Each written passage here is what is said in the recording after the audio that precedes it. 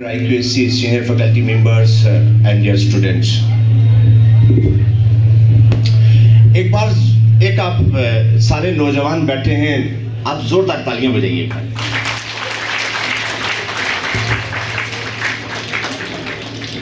Honourable prime minister का vision देखिए, क्या लिखा है? विकसित भारत, डेवलप कंट्री। तो हिंदुस्तान की तरक्की किस तरह से हो सकती है, ये सारी बात इस बात पे मुनस्सर है कि आप लोग कितने एनर्जी वाले लोग हैं और अपनी एनर्जी को आप कितना पॉजिटिव चैनलाइज करते हैं। This is the point. देखिए बच्चों, दुनिया में क्या होता है कि जब आप इस दुनिया पे आते हो ना, तो सामने आपके कोई आपकी उंगली पकड़कर आपको ऊपर लेके जाने वाला नहीं है। यह हर आदमी क्या करता है, आपकी लात को खींचकर नीचे गिराने की कोशिश करता है। तो कामयाब कौन होता है? कामयाब वही होता है जो शेर का दिल रखता है, वरना ये चूहे और गीदड़ डर के भाग जाते हैं। तो आपको कैसी जिंदगी जीनी है? शेर की जिंदगी जीनी है। मैंने दुनिया में देखा कि जब मलाला यूसुफजई, पाकिस्तान की वो लड़की जो 13 साल की, जब वैन में ट्रैवल कर रही थी, तो तालिबान आते हैं और उसको कहते हैं कि तुम कहाँ जा रही हो। वो जवाब देती है कि मैं स्कूल में पढ़ना चाहती हूँ। तो वो गोलियां मारते हैं, 1 2 3, और 3 गोलियां लगने के बाद लंदन के एक बेहतरीन हॉस्पिटल में इलाज करने के बाद बाहर निकलती है। तो फिर क्या पूछते हैं, मीडिया वाले आके पूछते हैं, तुम्हारा क्या फ्यूचर प्लान है, क्या तुम पढ़ना चाहती हो? हाँ, बिल्कुल पढ़ना चाहती हूँ। 3 गोलियां यहाँ लगी थी, अगर 6 गोलियां यहाँ लगेंगी तब भी मुझको पढ़ना है और मुझ में हिम्मत है और मैं ये करके दिखाऊंगी। तो बच्चों, क्या रिजल्ट उसी मलाला यूसुफजई को मिला। हिंदुस्तान के एक बहुत ही छोटे से गांव में रहने वाली मदर टेरेसा, इतनी भी तूफान आए, कैस्पियन सी की गहराई जैसी कोई मुश्किलात क्यों ना आए, मुझे हिंदुस्तान के लोगों के लिए काम करना है। तो फिर दुनिया का सबसे बड़ा peace award, Nobel peace award Mother Teresa को मिला। अगर दौलत, पैसा, बंगला और शोहरत से किसी की तरक्की होती, किसी की कामयाबी होती, तो फिर गरीब लोग आगे बढ़ ही नहीं सकते।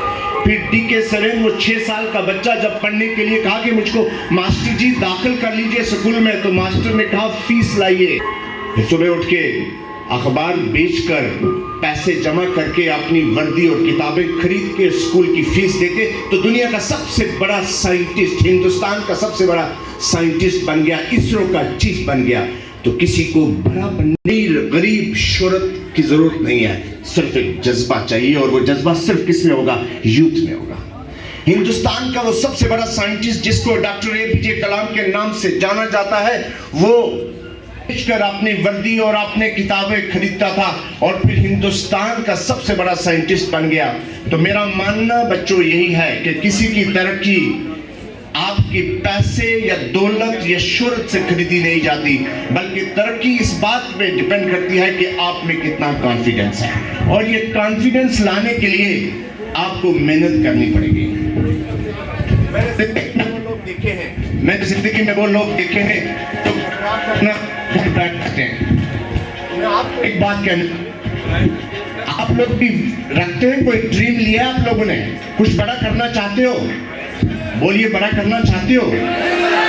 तो बच्चों याद रखना, वो लोग जो रात को कंबल अपने सर पे डालकर, मोबाइल को निकालकर सारी रात वो PUBG खेलने के बाद सुबह 11 बजे उठ के और कहेंगे कि मुझको कोई बड़ा बनना है, वो कभी भी कामयाब नहीं हो सकते। कामयाबी उस इंसान को मिलेगी जो रात दिन अपने मिशन पर, अपने टारगेट पर, अपनी नजरें शेर की तरह, जो एक बार अपने शिकार को देख लेता है ना, फिर उसको झपट लेता है। तो आपको भी उस शेर की तरह अपने शिकार पर नजर रखनी है और उसको पकड़ लेना है। यही विकसित भारत का सबसे पहला बेस बनता है।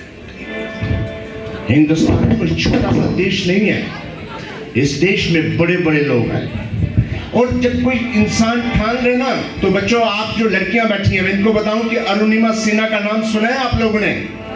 वो एक खिलाड़ी थी, ट्रेन में सफर कर रही थी, चोर आए, लूट लिया, ट्रेन से बाहर फेंक दिया कि अगले स्टेशन पे हमको ये पकड़वा न दे।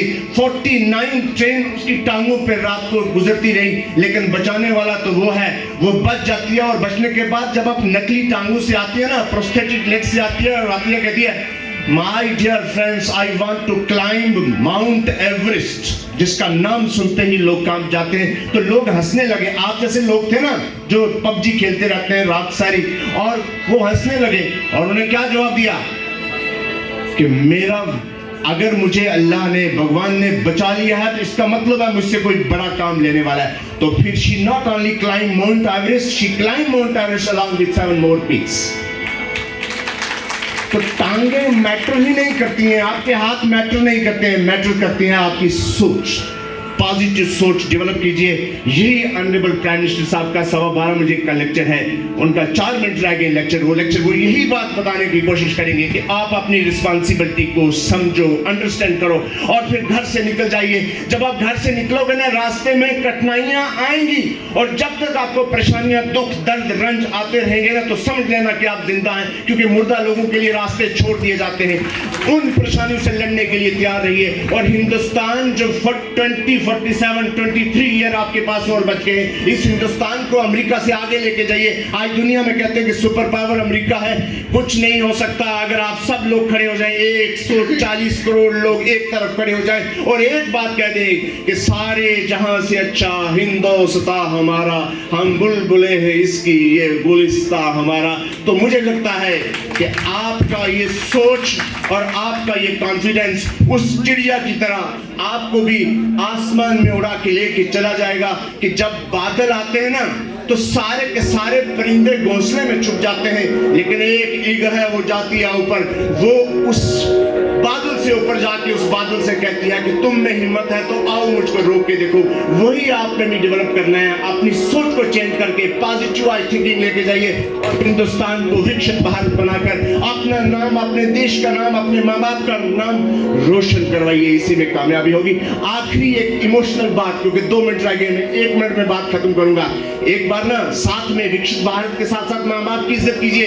एक बार मैंने परसों भी किसी बात जगह पे गई, एक बुजुर्ग ना अपना मोबाइल फोन लेके एक दुकान पे, रिपेयर वाली शॉप पे जाता है और पूछता है कि बच्चे देखना, ये मोबाइल चल नहीं रहा है। वो देखने, फोन ठीक करने वाला उस मोबाइल को आगे ऊपर नीचे देखता है, तो कहता है जवाब क्या कि ये मोबाइल तो चल रहा है। तो फिर उस बुजुर्ग का नम आंखों से क्या जवाब था कि बच्चे, फिर मेरे बच्चे मुझको इस फोन पर फोन क्यों नहीं करते हैं। ये बात याद रखना। माँ बाप की इज्जत कीजिए और खुद पे कॉन्फिडेंस रखिए। आपकी तरक्की, देश की तरक्की होगी। Thank you very much.